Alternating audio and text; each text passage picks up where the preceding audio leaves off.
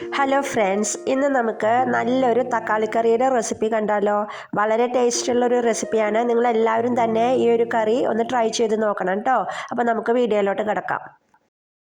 അതിന് വേണ്ടിയിട്ട് ഞാനൊരു മൺചട്ടി എടുത്തിട്ടുണ്ട്. ഇനി നമുക്ക് അതിലോട്ട് ഒരു സവാള നീളത്തിൽ കട്ട് ചെയ്തിട്ടുള്ളത് ചേർത്ത് കൊടുക്കാം.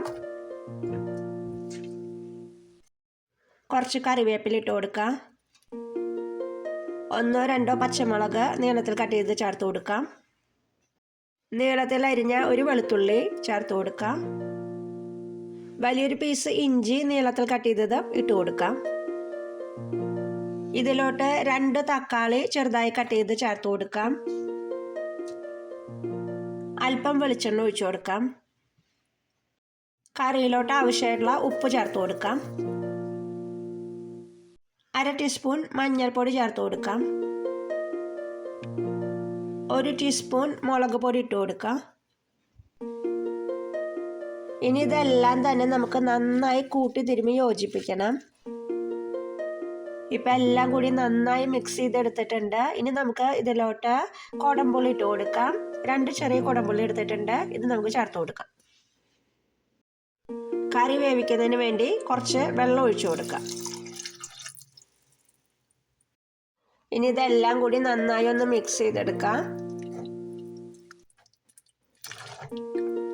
ഓക്കെ, ഇനി ഇതിങ്ങനെ വേവിക്കാനായിട്ട് വെക്കാം. നമുക്ക് കറി ഇവിടെ തിളച്ച് വന്നിട്ടുണ്ട്. ഇതിലോട്ട് നമുക്ക് 1 ഗ്ലാസ് തേങ്ങാപ്പാൽ ഒഴിച്ചു കൊടുക്കാം.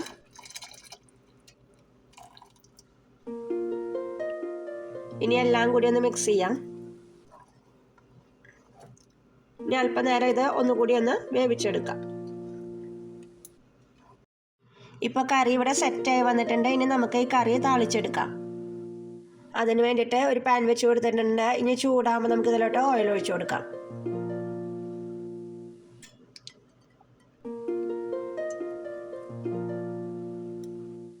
ചൂടായ ഓയിലിലോട്ട് ചെറുതായി കട്ട് ചെയ്ത സവാള ചേർത്ത് കൊടുക്കാം.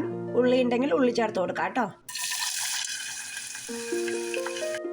ഇനി ഇത് നന്നായി ഒന്ന് വഴറ്റിയെടുക്കാം. ഇപ്പോൾ സവാള എല്ലാം മൂത്ത് വന്നിട്ടുണ്ട്. ഇനി നമുക്ക് അതിലോട്ട് അല്പം കറിവേപ്പില ചേർത്ത് കൊടുക്കാം. ഇനി അത് നമുക്ക് തയ്യാറാക്കി വെച്ചിരിക്കുന്ന കറിയിലോട്ട് ഒഴിച്ചു കൊടുക്കാം. ഇപ്പോൾ നല്ല ഒരു നാടൻ ടേസ്റ്റിലുള്ള ഒരു സൂപ്പറായിട്ടുള്ളൊരു തക്കാളി കറി ഇവിടെ റെഡി ആയിട്ടുണ്ട്. അപ്പോൾ നിങ്ങളെല്ലാവരും തന്നെ ഈ ഒരു കറി ട്രൈ ചെയ്ത് നോക്കിയോളൂ. അപ്പോൾ ഇതുപോലെയുള്ള മറ്റ് വെറൈറ്റി റെസിപ്പീസായിട്ട് വീണ്ടും കാണാം. അതുവരേക്കും നന്ദി, നമസ്കാരം.